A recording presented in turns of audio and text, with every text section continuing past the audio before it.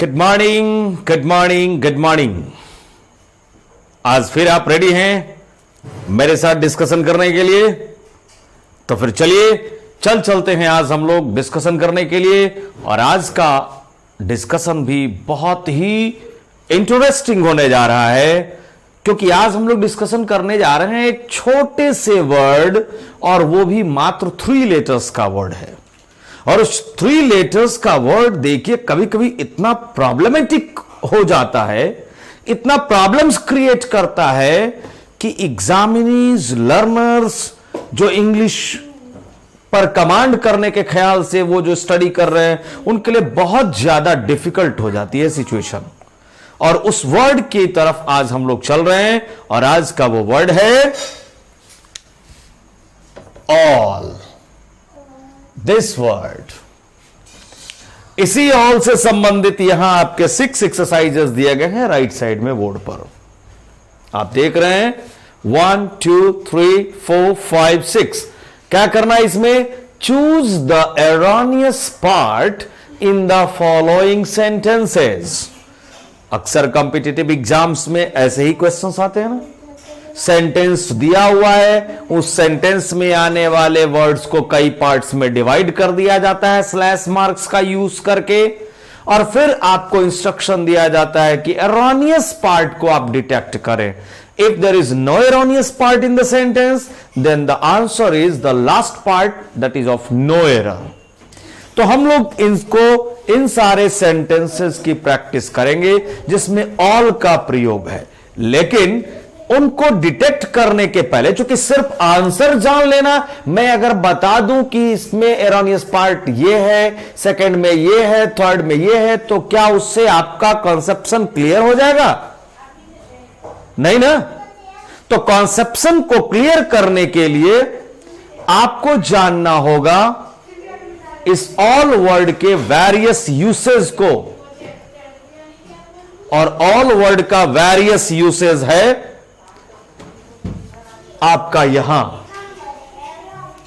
इस all word को आप जब डिक्शनरी में देखेंगे, मैं बार बार कहता हूं और फिर मैं यहां अभी कह रहा हूं, आपको सजेस्ट कर रहा हूं, if you want to have grammatical approach और if you want to obtain or acquire the speaking skill, writing skill, or listening skill, or reading skill, there is only the requirement of a standard dictionary to you.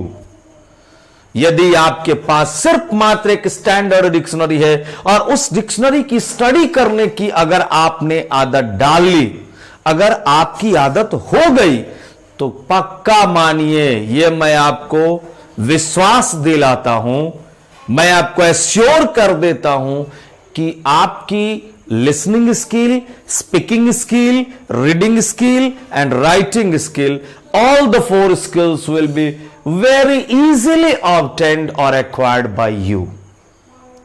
इसके साथ साथ competitive exams में आने वाले सारे प्रश्नों को भी आप आसानी से सॉल्व कर लेंगे।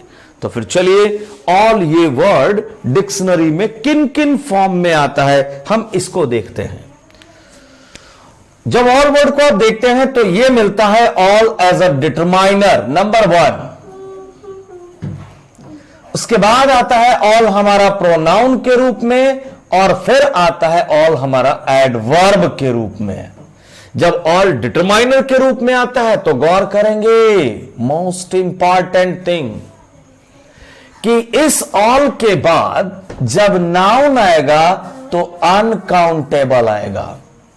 अगर नाउन यहां आया काउंटेबल ऑल के बाद, तो ये प्लूरल फॉर्म का होगा, है ना। मोस्ट इंपॉर्टेंट बात कि ऑल जब डिटरमाइनर होगा मींस उसके बाद हमारा कोई नाउन होगा, तो नाउन हमारा काउंटेबल और अनकाउंटेबल दोनों आ सकते हैं ऑल के बाद। अनकाउंटेबल आएगा तो चलिए अनकाउंटेबल नाउन है। नाउन अगर हमारा ऑल के बाद अगर नाउन काउंटेबल आ रहा है तो वो सिंगुलर फॉर्म में नहीं, प्लूरल फॉर्म में। जैसे all boy are ready to go with me, no, all boys are ready to go with me. All के साथ बॉय, चूंकि हमारा नाउन काउंटेबल है तो उस बॉय का हमारा क्या हो जा रहा है? Plural, boys. चलिए, ऑल जब हमारा प्रोनाउन के रूप में आता है तो फिर इंपॉर्टेंट बात, जब ये ऑल प्रोनाउन के रूप में आता है तो समथिंग को भी रिप्रेजेंट करता है और समबडी को भी रिप्रेजेंट करता है।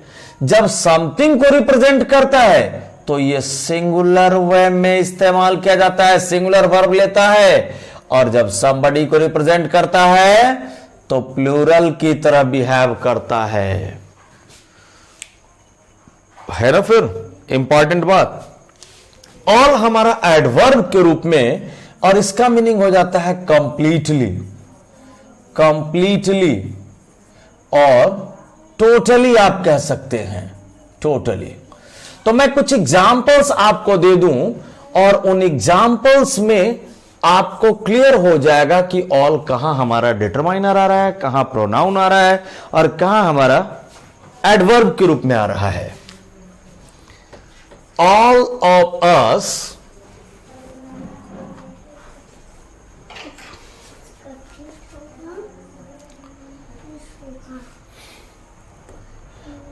are ready to visit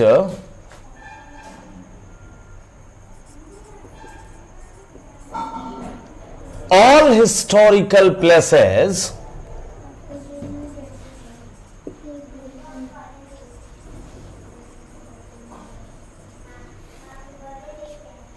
after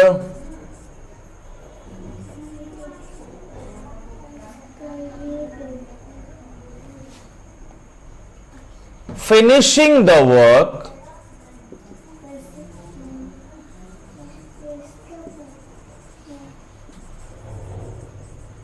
all। और आप देख रहे हैं यहां ये ऑल, फिर हमारा ये ऑल और फिर ये हमारा ऑल। तीन ऑल हैं और तीन तरह के बॉक्सेस में मैंने घेरा है। ऑल देख रहे हैं आप रेक्टेंगुलर बॉक्स में, all here in the Oval box and all here last in the cloudy box. अब आप बताएं कि कौन सा ऑल किस रोल में आ रहा है। एक ही सेंटेंस में 3 ऑल्स हैं। All of us are ready to visit all historical places after finishing the work all. First all is, all के बाद आप देख रहे हैं ऑफ आ रहा है हमारा प्रीपोजिशन, और उस प्रीपोजिशन के बाद हमारा प्रोनाउन आ रहा है। ये ऑल हमारा किस रूप में आ रहा है? डिटरमाइनर के रूप में। अगर डिटरमाइनर होता तो फिर उसके बाद नाउन हमारा होता निश्चित तौर पे। क्या ऑफ हमारा नाउन है? प्रीपोजिशन है, और ये प्रीपोजिशन की वजह से क्या है? डिटरमाइनर है? जी नहीं, ये क्या है? प्रोनाउन है। ऑल ऑफ अस। और अब ये बताइए कि ऑल, ये हमारा ऑल ऑफ अस, हम लोगों में से सारे लोग, तो ये समबडी को रिप्रेजेंट करने के लिए आ रहा है या समथिंग को रिप्रेजेंट करने के लिए? ऑल हमारा समबडी को और समबडी को रिप्रेजेंट करने की वजह से इसके लिए सब्जेक्ट, ऑल हमारा प्रोनाउन सब्जेक्ट का वर्क कर रहा है, इसलिए हमारा वर्ब क्या आ रहा है? फाइनाइट वर्ब आर आ रहा है। ऑल ऑफ अस, हम में से सारे लोग, आर रेडी, एडजेक्टिव है रेडी हमारा, तैयार हैं हम में से सारे लोग। किस काम के लिए तैयार है भाई? तो टू विजिट, विजिट करने के लिए। Visit is verb V1, visit करने के लिए, भ्रमण करने के लिए। किस चीज का भ्रमण करने के लिए? ऑल हिस्टोरिकल प्लेसेस का विजिट करने के लिए। So here places noun plural and historical is adjective, जो किसको क्वालिफाई कर रहा है? प्लेसेस को। तो ये डिटरमाइनर हमारा आ गया, डिटरमाइनर के बाद एडजेक्टिव और एडजेक्टिव के बाद हमारा नाउन। ऑल हिस्टोरिकल प्लेसेस को विजिट करने के लिए हम में से सारे लोग तैयार हैं। कब? After finishing. आफ्टर प्रीपोजिशन है, और आप जानते हैं प्रीपोजिशन के बाद वर्ब अगर आता है, प्रीपोजिशन के बाद नाउन आता है, प्रीपोजिशन के बाद प्रोनाउन आता है, बट प्रोनाउन आएगा तो ऑब्जेक्टिव किसका आएगा? ख्याल रखें, preposition plus noun, preposition plus pronoun, pronoun in the objective form, objective case, ये याद रखेंगे आप। And preposition plus verb V4 जिसे कहते हैं जिरंड। मात्र इसका एक एक्सेप्शन क्या है? एक्सेप्शन के तहत है क्या? 2 प्लस V1। मात्र ये 2 के बाद V1 आएगा, लेकिन बाकी के जितने प्रीपोजिशन होंगे उनके साथ वर्ब का V4 फॉर्म आएगा। This is the most important, these are the most important clues or hints for you for solving many of the questions coming in the competitive exams. Preposition noun के पहले, preposition pronoun के पहले, लेकिन वो pronoun objective case का होगा। Preposition verb के पहले, लेकिन वो वर्ब V4 हो जाएगा जो जिरंड हो जाएगा। ये सारे हमारे ऑब्जेक्ट के रूप में काम करते हैं, इस प्रीपोजिशन के ऑब्जेक्ट के रूप में। चलिए अब फिर यहां all of us, all is pronoun here, are ready, हम में से सारे लोग रेडी हैं to visit all historical places, सारे हिस्टोरिकल प्लेसेस को विजिट करने के लिए। After finishing, finishing is here V4 gerund. Gerund क्यों आया ये? क्योंकि प्रीपोजिशन के बाद आ रहा है। आफ्टर फिनिश नहीं, आफ्टर फिनिश्ड भी नहीं, जब भी प्रीपोजिशन के बाद अगर वर्ब आएगा तो V4 आएगा, ये याद रखना है। After finishing the work, and work is here noun, all is here adverb, means completely. तो अब आपने समझ लिया होगा कि ऑल हमारा डिटरमाइनर कैसे होता है, कहां होता है, प्रोनाउन कहां होता है, और एडवर्ब के रूप में कैसे होता है। अब चलते हैं हम लोग इन सेंटेंसेस की तरफ जरा रुख करते हैं और ये देखते हैं कि इन सेंटेंसेस में एरोनियस पार्ट कौन सा है। Number 1, all sugars of the cans needs to be used.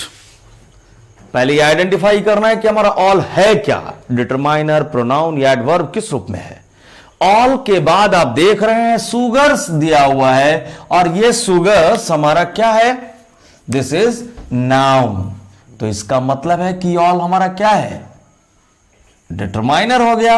और जब डिटरमाइनर है तो ख्याल रखेंगे कि उसके बाद या तो नाउन आ रहा है तो अनकाउंटेबल आएगा, और नहीं तो नाउन काउंटेबल है तो प्लूरल। तो यह गौर कीजिए आप कि शुगर क्या हमारा काउंटेबल नाउन है?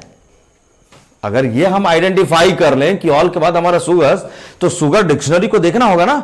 अगर डिक्शनरी में वो देख रहे हैं आप कि शुगर हमारा काउंटेबल या अनकाउंटेबल, अगर अनकाउंटेबल होगा तब तो फिर शुगर्स रॉन्ग हो जाएगा, शुगर हो जाएगा। यदि काउंटेबल होगा तब तो फिर शुगर्स प्लूरल हो जाएगा।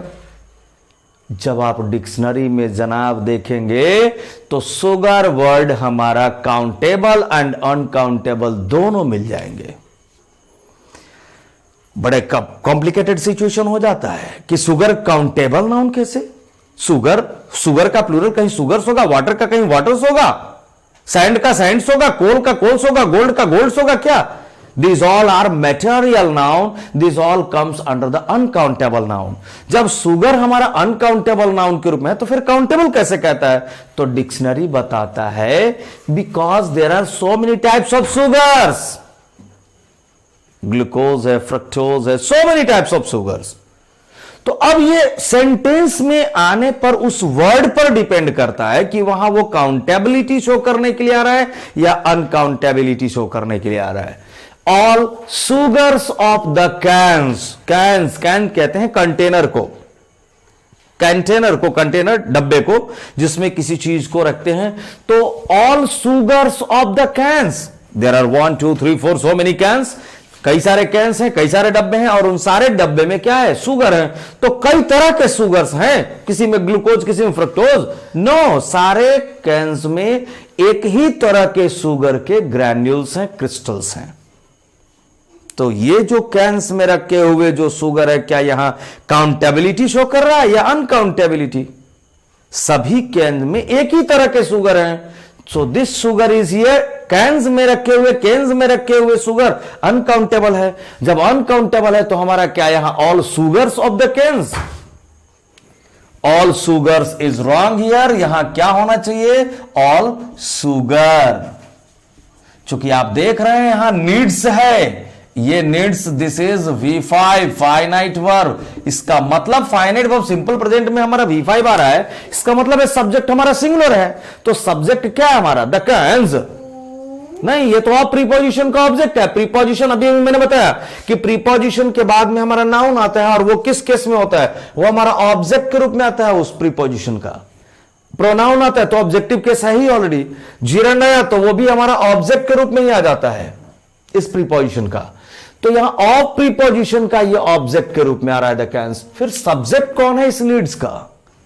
All sugar, the total sugar, the entire sugar of the cans. Can में रखे हुए सारे सुगर नीड्स, उन सुगर्स को जरूरत है टू बी यूज्ड, क्या करने की आवश्यकता है? उनका इस्तेमाल करने की आवश्यकता है, उनका प्रयोग किए जाने की आवश्यकता है। और आपका इसका आंसर हो जाएगा एरोनियस पार्ट क्या हो गया? आंसर में हमारा हो जाएगा ए। क्यों? क्योंकि सुगर्स हमारा वहां नाउन अनकाउंटेबल आएगा, काउंटेबल के रूप में नहीं आएगा। नंबर 2 की ओर चलते हैं। ऑल सुगर आ गया हमारा, सुगर आया, सुगर्स नहीं आया। All sugar possessed by various fruits, गौर कर रहे हैं आप?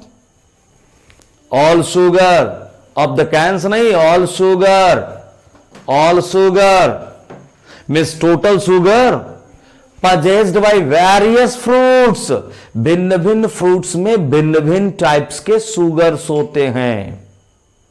भिन्न भिन्न फ्रूट्स में भिन्न भिन्न तरह के सुगर्स होते हैं, और उन्हीं सुगर की बात हो रही है। So all sugar, all sugar means total sugar, all sorts, all types of sugar.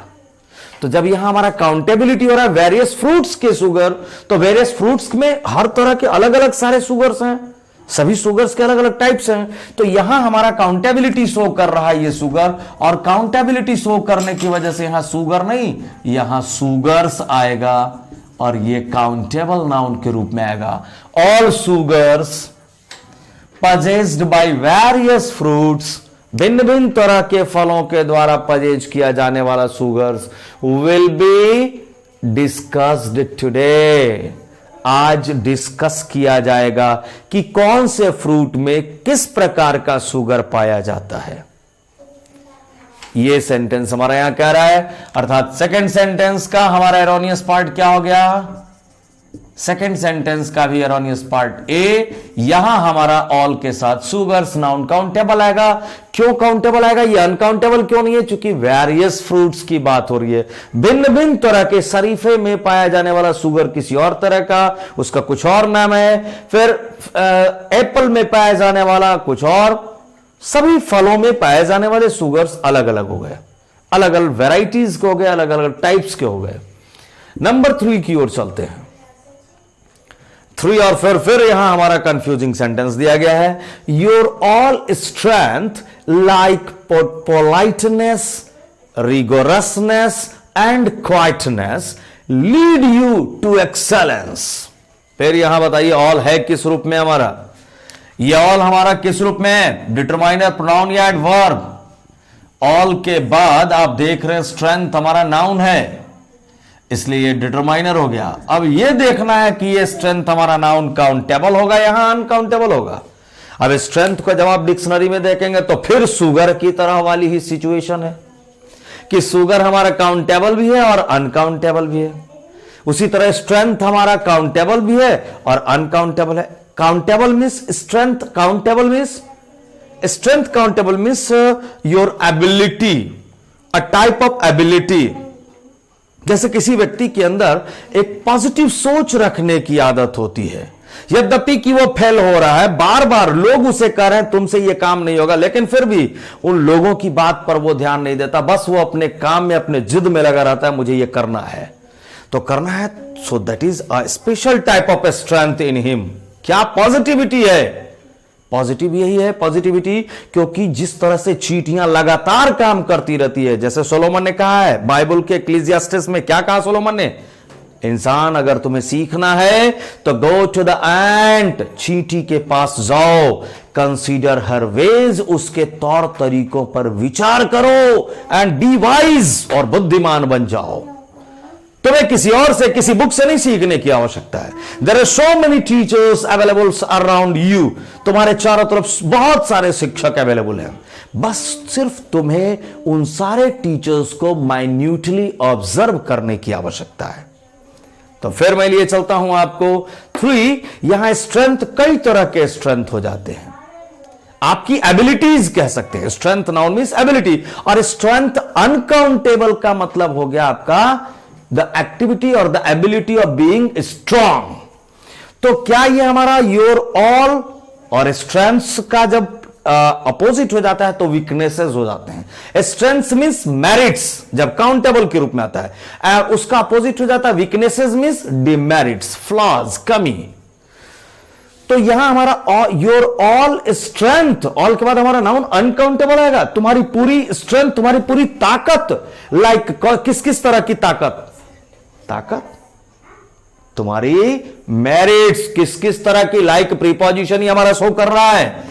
इस लाइक प्रीपोजिशन के बाद आने वाला वर्ड कौन? पोलाइटनेस, एक नाउन ये आया, रिगोरसनेस सेकंड नाउन ये आया, एंड क्वाइटनेस हमारा ये नाउन ये आया। पोलाइटनेस मीन्स विनम्रता, क्वाइट रिगोरसनेस मीन्स बिल्कुल कठिन परिश्रम करने की क्षमता, और क्वाइटनेस मीन्स खामोशी, बहुत ज्यादा बड़बड़ करने की आवश्यकता नहीं। Means when there is the requirement of speaking, only then you are suggested to speak. This ability is called quietness. जहां आपकी आवश्यकता है, लोग आपके विचारों को डिमांड कर रहे हैं, तभी आप बोलें, अदरवाइज आप खामोश रहें। So this ability is quietness. तो 3 types of merits को यहां इंडिकेट किया गया। कौन कौन से merits? तो politeness, rigorousness and quietness. So your all strength, like no, your all strength नहीं, क्या हो गया यहां? Your all strengths means your all merits, STRENGTHS, your all strengths हमारा ये नाउन प्लूरल हो जाएगा। तुम्हारे सारे मेरिट्स, your all strengths, कौन कौन सी मेरिट्स? किसके जैसे मेरिट्स? तो लाइक पोलाइटनेस जैसी मेरिट, रिगोरसनेस जैसी मेरिट और क्वाइटनेस जैसी मेरिट, ये आपकी ये सारे स्ट्रेंथ्स, ये सारे मेरिट्स लीड यू, आपको लीड करता है, ले जाता है। Lead is V1 finite verb. क्यों ये V1 क्यों आया? चूंकि ऑल स्ट्रेंथ्स आ रहा है हमारा सब्जेक्ट प्लूरल। सो वो आपको लेकर जाता है, कहां तक लेकर जाता है? टू एक्सेलेंस, एकदम सर्वोच्च कृष्टता की तरफ, सर्वोत्कृष्टता की तरफ आपको लेकर जाता है। आप एक्सेल करते ही हैं लाइफ में, एक्सेलेंट परफॉर्मेंस आप देते ही हैं। सो इसका हमारा आंसर क्या हो जाएगा? सेंटेंस नंबर 3 का आंसर, एरोनियस पार्ट क्या हो गया हमारा? ए, अगेन ए। क्या हो जाएगा? स्ट्रेंथ की जगह यहां स्ट्रेंथ हो जाएगा। चलते हैं number 4। He kicked the ball. कोई प्लेयर है, फुटबॉल का गेम चल रहा है और उसमें कह रहा है ही किक्ड द बॉल, उसने बॉल को किक किया with his all strengths, with his all merits और with his all power, with his all stamina, अपनी पूरी स्टेमिना और पावर के साथ उसने बॉल को किक किया, या विद हिज ऑल मेरिट्स, अपने सारे गुणों के साथ वो किक किया? No, with his all strength, with his all power, with his all stamina, अपनी पूरी स्टेमिना के साथ बॉल को उसने किक किया। क्या करने के लिए किक किया? टू स्कोर अ गोल, एक गोल दागने के लिए उसने बॉल को किक किया। सो इसलिए हमारा यहां स्ट्रेंथ ना होकर के क्या होगा यहां ऑल के बाद? Uncountable strength, STRENGTH, noun uncountable आएगा हमारा यहां, और इसमें हमारा आंसर हो जाएगा पार्ट बी। नंबर 5 की ओर चलते हैं। All that glitter is not gold. बहुत ही कॉमन सा और प्यारा सा ये एक प्रोवर्ब है। All that glitter is not gold. All that glitter, ये ऑल क्या है? ये ऑल तो हमारा देखा आपने, ऑल हमारा फिर यहां भी डिटरमाइनर ही था। नंबर 4 में डिटरमाइनर, नंबर 3 में डिटरमाइनर, नंबर 2 में भी ऑल डिटरमाइनर, नंबर 1 में भी डिटरमाइनर। क्या 5 में भी हमारा ऑल डिटरमाइनर ही है? क्या इसके बाद दैट नाउन आ रहा है? जी नहीं, दैट तो हमारा प्रोनाउन है। जो कौन सा प्रोनाउन है? Relative pronoun. इस ऑल को रिप्रेजेंट कर रहा है, रिलेट कर रहा है, अर्थात ऑल हमारा प्रोनाउन है और उसी के लिए ये दैट। जब ये ऑल प्रोनाउन है तो ख्याल रहे ये समथिंग को रिप्रेजेंट करने के लिए भी आता है और somebody को भी। जब somebody को रिप्रेजेंट करेगा तो प्लूरल आगे वर्ब लेगा, प्लूरल के रूप में सब सारा वर्क करेगा। जब समथिंग को रिप्रेजेंट करेगा तो सिंगुलरली आएगा वो। अब यहां गौर करना है कि ऑल हमारा ये प्रोनाउन सिंगुलर को रिप्रेजेंट कर रहा है, समथिंग को रिप्रेजेंट कर रहा है, या somebody को रिप्रेजेंट कर रहा है। तो ऑल दैट ग्लिटर, वो सारे लोग, ऑल मीन्स वो सारे लोग और वो सारी चीजें, वो सारे लोग जो चमकते हैं, glitter means shine, glitter is verb, जो चमकते हैं, वो सारे लोग जो चमकते हैं या वो सारी चीजें जो चमकती हैं। चमकने का काम लोग नहीं करते हैं, समथिंग करता है। सो ऑल हमारा यहां समथिंग को रिप्रेजेंट कर रहा है, और जब समथिंग को रिप्रेजेंट कर रहा है तो ये सिंगुलर हुआ, और इसके लिए रिलेटिव प्रोनाउन जो आ रहा है यह भी सिंगुलर। जब ये सिंगुलर तो फिर दैट का ये जो फाइनाइट वर्ब आ रहा है ये ग्लिटर ना होकर क्या होगा? ग्लिटर्स। ये समझ में आई बात कि नहीं कि ग्लिटर्स क्यों होगा? ग्लिटर नहीं, क्योंकि इसका सब्जेक्ट दैट है। अब दैट अगर सिंगुलर होगा तो V5 हो जाएगा, दैट अगर प्लूरल होगा तो ग्लिटर V1 हो जाएगा। तो दैट हमारा सिंगुलर है या प्लूरल, ये किसको रिलेट कर रहा है? ऑल को। अब ऑल अगर somebody को रिप्रेजेंट करेगा तो हमारा ये प्लूरल हो जाएगा। जब ये ऑल प्लूरल तो दैट भी प्लूरल। अब यहां हमारा ग्लिटर करने का काम क्या करता है? somebody समथिंग करता है, somebody नहीं करता है। सो ऑल वो सारी चीजें दैट ग्लिटर्स जो चमकती हैं इज नॉट गोल्ड। इस ऑल सब्जेक्ट का फाइनाइट वर्ब आ रहा है एज। वो सारी चीजें जो चमकती हैं इज नॉट गोल्ड, वो सोना नहीं होती हैं, मीन्स वो कॉस्टली नहीं होती हैं। इसमें हमारा एरोनियस पार्ट क्या हो गया? हमारा B. Answer is B here. Last sentence है हमारा all that work hard is successful in life. फिर हमारा ऑल किस रूप में आ रहा है? डिटरमाइनर या प्रोनाउन? ऑल हमारा यहां पुनः आ रहा है प्रोनाउन के रूप में, डिटरमाइनर नहीं, क्योंकि फिर दैट हमारा प्रोनाउन ही है। नाउन होता तब ना डिटरमाइनर होता, ये तो दैट फिर हमारा प्रोनाउन है और ये फिर रिलेटिव प्रोनाउन ऑल के लिए आ रहा है। अब ये ऑल अगर somebody को रिप्रेजेंट करेगा तो फिर प्लूरल, समथिंग को रिप्रेजेंट करेगा तो फिर सिंगुलर आएगा। तो all that work hard, work is verb, hard is adverb, means वो सारी वस्तुएं जो काफी कठिन परिश्रम करती हैं, या वो सारे लोग जो काफी कठिन परिश्रम करते हैं। कठिन परिश्रम करने का कार्य कोई समथिंग, कोई वस्तु करता है? नो, सारे लोग। So all represent here somebody को रिप्रेजेंट कर रहा है, मीन्स प्लूरल। तो फिर दैट भी प्लूरल, इसलिए V1 आ रहा है फाइनाइट वर्ब हमारा। और इसके लिए हमारा जो इस सब्जेक्ट का जो फाइनाइट वर्ब आएगा वो इज। जब ये प्लूरल हो गया तो इसके साथ इज होगा। यहां इज क्यों था? क्योंकि ये ऑल हमारा समथिंग को रिप्रेजेंट कर रहा है, इसलिए इज आ गया हमारा। लेकिन ये ऑल जब हमारा somebody को रिप्रेजेंट कर रहा है तो यहां इज नहीं, आर, मीन्स ऑल वे सारे लोग दैट वर्क हार्ड जो कठिन परिश्रम करते हैं, वो सारे लोग आर सक्सेसफुल, एडजेक्टिव, सारे लोग सफल होते हैं इन लाइफ, जीवन में सफल होते हैं। अर्थात सिक्स्थ सेंटेंस का आंसर हो जाएगा हमारा part B. Answer is part B. और ये रहा आपका सॉल्यूशन। मैं उम्मीद करता हूं ये ऑल अब आगे आपका बहुत हद तक कंसेप्शन क्लियर कर दिया होगा आज का यह डिस्कशन। तो ये क्लास, यह वीडियो आपको कैसा लगा? क्या ऑल से रिलेटेड ये सारी जानकारी आपके लिए बेनिफिशियल हुई या नहीं हुई? प्लीज आप कमेंट बॉक्स में जरूर मेंशन करें। आपके कमेंट का मैं बहुत ही इम्पेशेंटली वेट कर रहा होता हूं। चलिए आज बस इतना ही। That's all. Thank you.